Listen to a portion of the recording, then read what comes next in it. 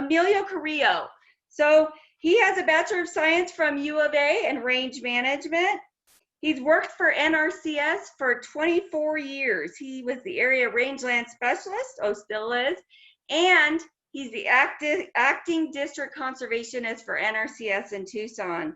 He worked on conservation planning and management on private and state land, and he trains employees and works on quality assurance, and he's instructed many NRCS employees around the nation.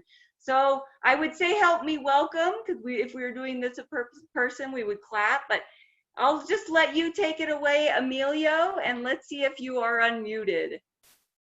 And we are looking at your PowerPoint, Emilio, so hold on a moment. Can you unmute yourself? No, I didn't, but there you go. All right.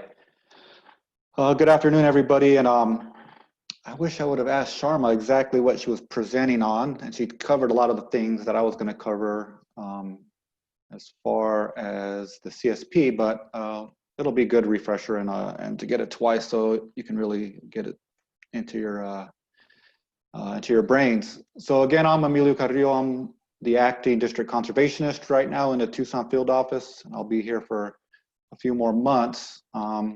Filling in this position until they get it filled permanently.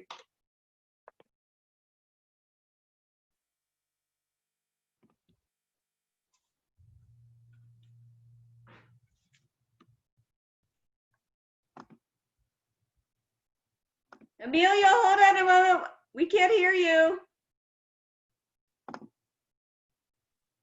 Yeah, just let me. I'm having some technical difficulties. Hold on a moment, everybody.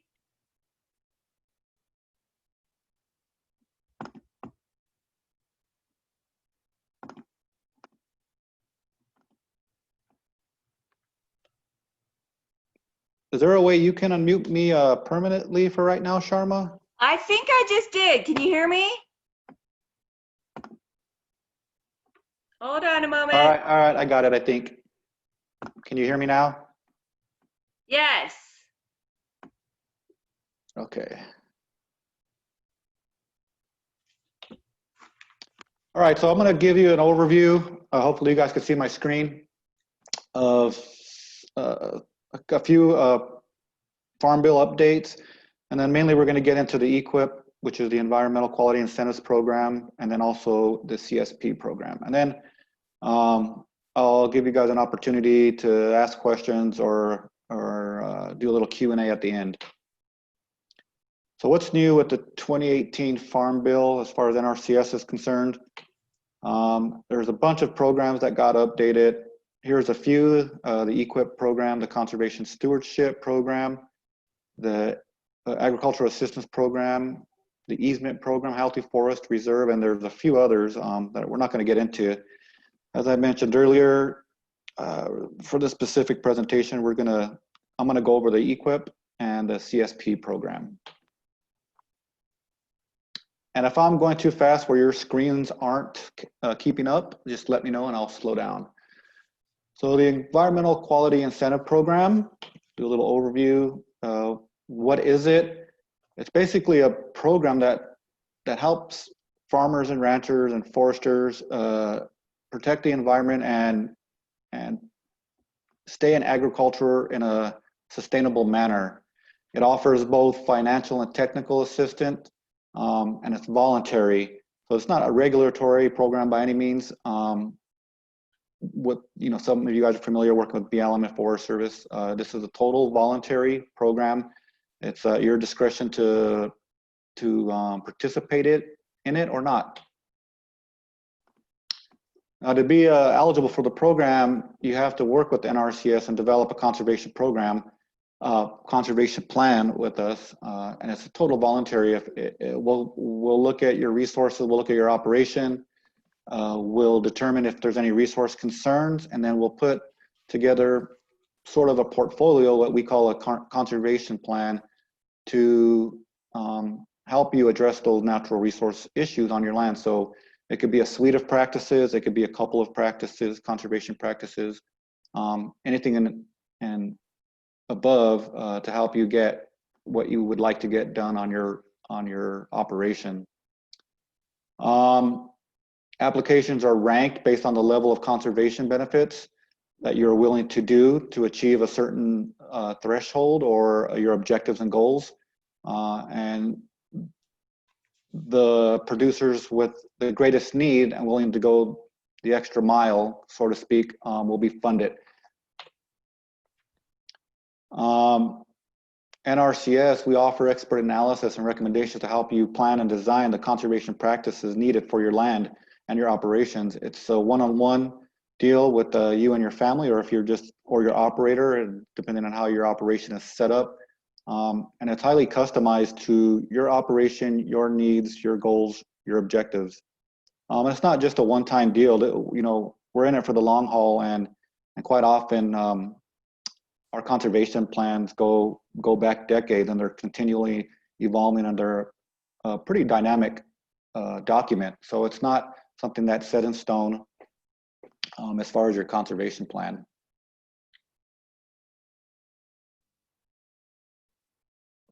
Eligibility is offered to tribes, farmers, ranchers, and forest landowners who own or rent agricultural lands. We offer payments for over 100 conservation practices to help all the various type of landowners.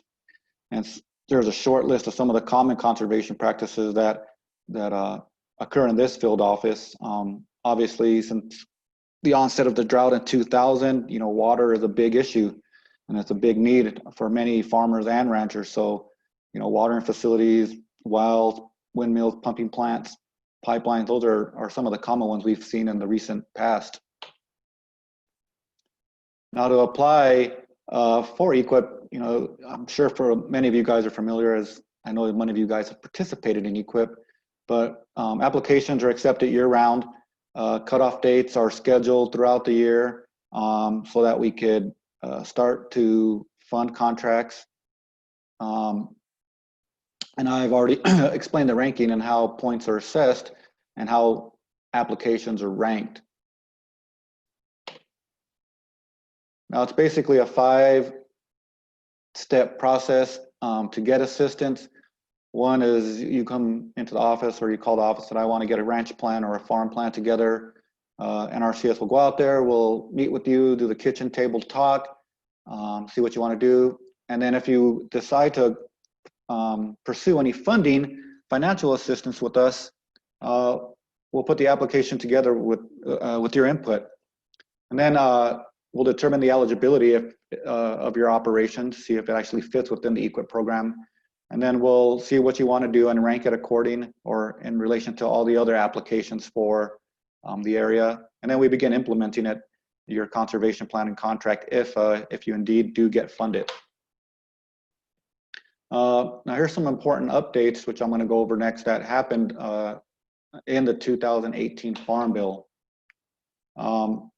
It authorized more monies from 1.75 million to over 2 billion for the 4-year cycle.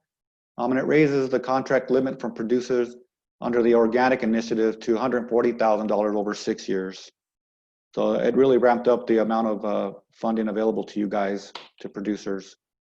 It adds more flexibility by adding potential resource concerns related to beneficial, cost-effective operation changes. So if you're deciding and think you might want to change your operation, there's some flexibility to help you pursue that. There's new enrollment options through incentive contracts to address priority resource concerns, and those are usually set at the state level or the local conservation district level. So that's where the conservation districts come into play, as setting priorities that you feel are critical in your areas, in your districts. And direct program assistance available to irrigation districts, including acequias and other entities, for the purpose of improving water use efficiencies. And that's a big one. Before, EQIP wasn't available to municipalities, but now for irrigation districts, they can apply for assistance to help improve their delivery systems, for example. It expedites review and revision of conservation practice standards, which probably doesn't mean too much to you, but it will once you become more involved and if you get a contract. and it recognizes the need to assist producers in adapting to and mitigating against weather volatility, including drought. And that's a big one in the Southwest. We've been in a long-term drought, and finally we're getting some recognition that you all need assistance in becoming more resilient to those climate changes.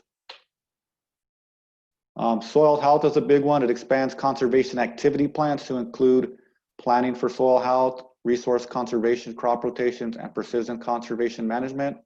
And soil testing and remediation are also covered as eligible practice. So NRCS is really pushing improving soil health, and that just goes to show that we're willing to spend some money to help producers with that endeavor.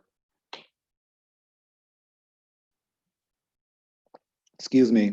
And the advanced payment option, producers can also opt for NRCS to pay the vendor directly. So I don't want to go into the weeds on that, but basically if you don't want to be the middleman and having to pay, and Jason could correct me if I'm wrong on this, Jason Kepler, but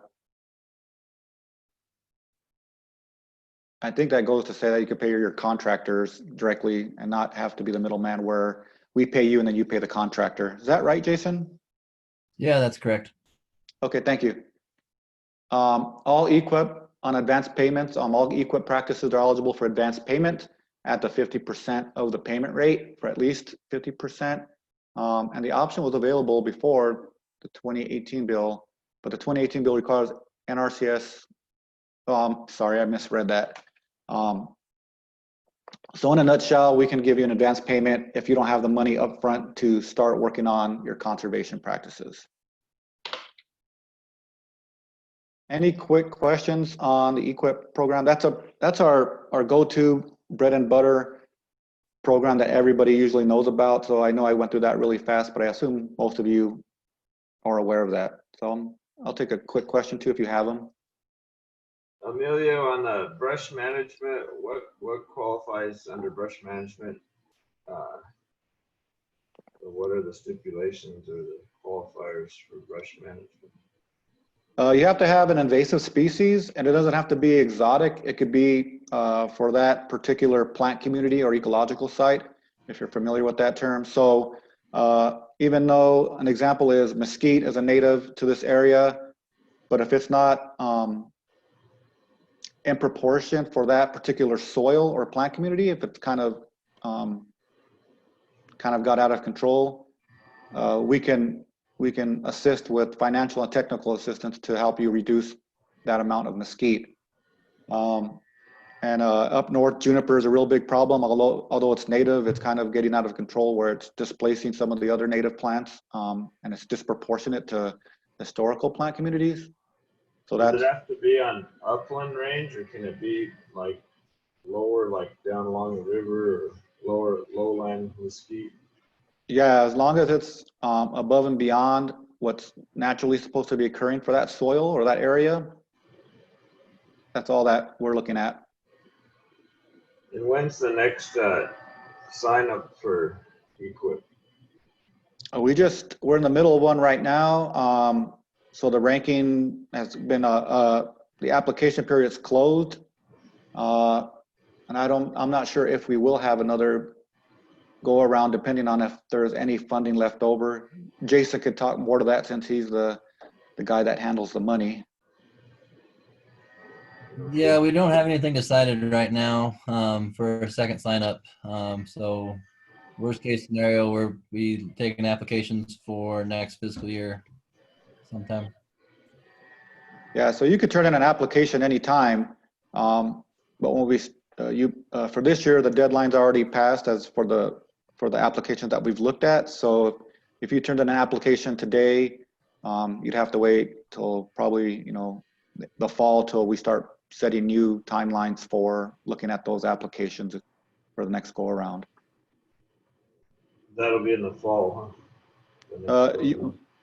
Yeah, the government fiscal year starts October 1, so that's kind of where everything resets and we start anew. Okay. All right. Okay, we'll go ahead. Conservation Stewardship Program. Again, this is going to be a repeat of a lot of what Sharma said. I should have connected with her earlier on what we were going to cover, but so this is going to be kind of quick. So it helps producers maintain and improve the existing conservation systems and adopt additional practices and systems. Now, where EQIP, I like to think of the EQIP program and the CSP program. They're kind of a successional deal where EQIP helps you fix the problems if you have any resource issues out there on your property, and then to help you continue. Emilio, Yes. sorry to interject. We have a question real quick. Okay. Sure. Well, wait, sorry, finish that thought. But it was just, are community gardens eligible for CSP?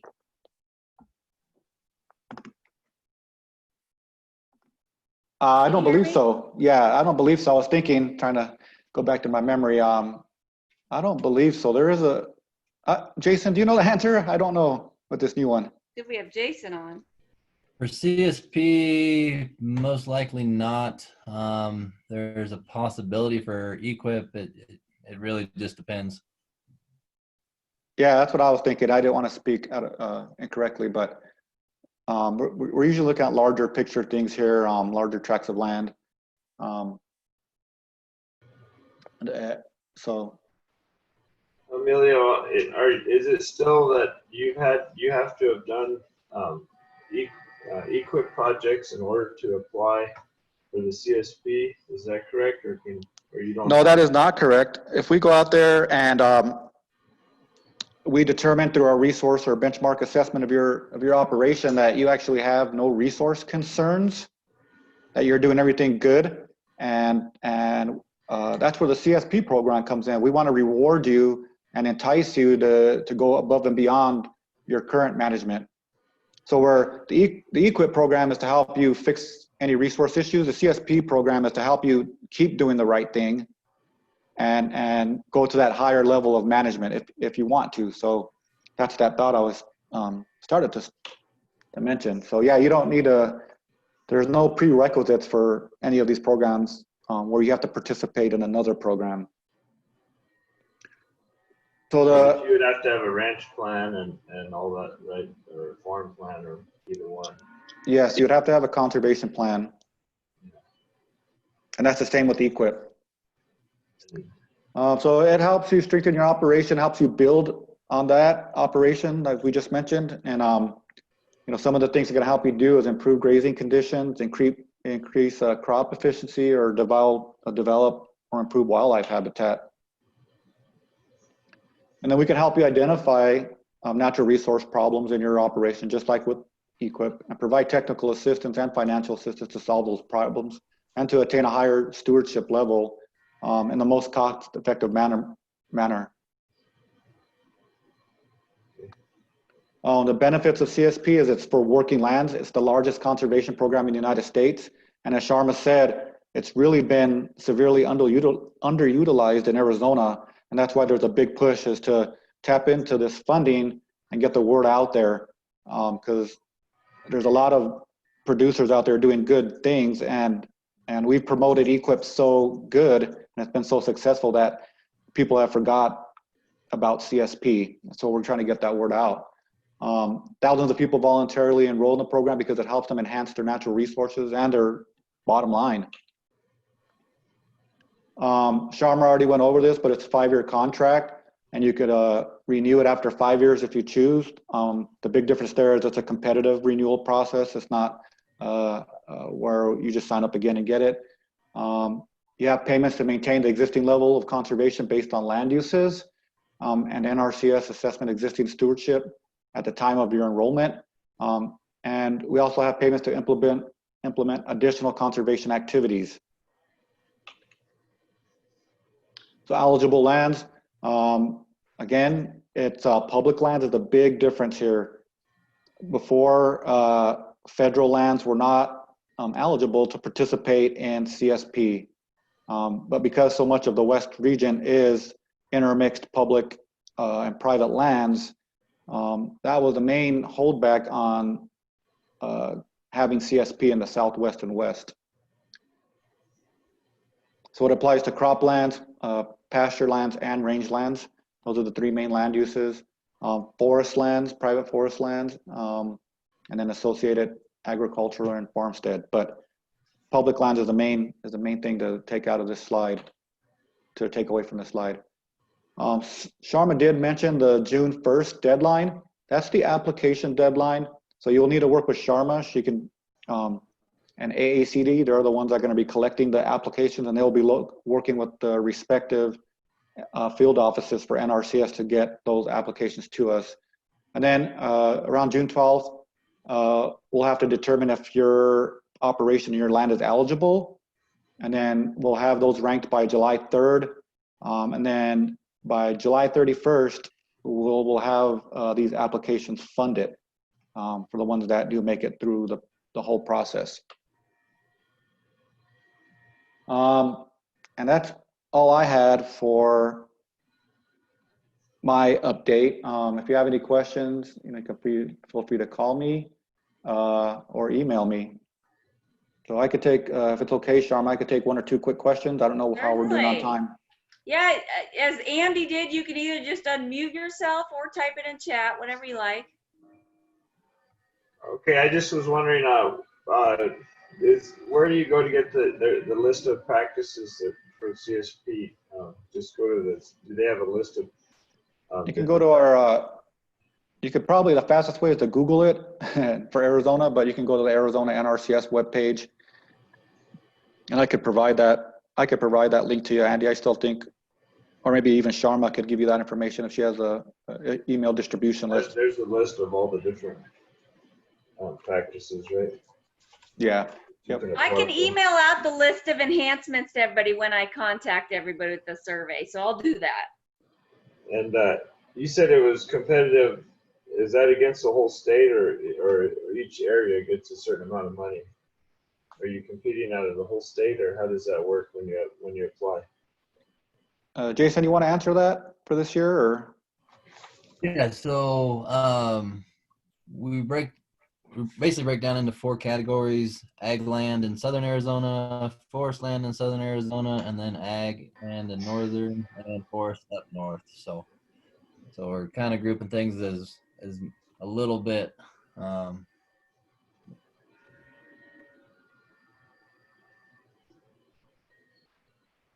And you said the funding wasn't based on acres. What's it based on now? Jason, you there? I think you muted for a second. You there? Yeah, yeah. So basically what that means is, in the past, it used to be like our national office would be like, okay, Arizona, you get 100,000 acres of CSP to do contracts with. Now they're going to say, hey, you get $1 million to do CSP with. So that's really what that change is. It's just the way that we get the money and determine how many contracts we can enter into. So we're basing it on dollars now instead of acres.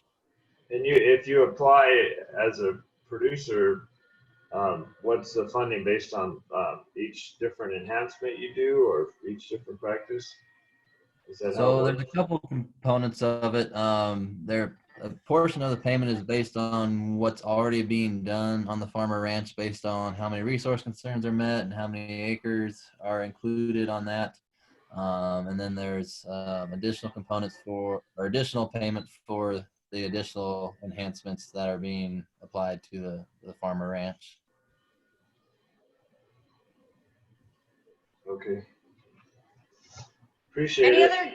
Any other questions for Emilio and Jason? Great to have you on the line, Jason. Any other questions? Okay, well, thank you so much, Emilio. We so appreciate you, and thank you, Jason. It was good to have you on so you could chime in.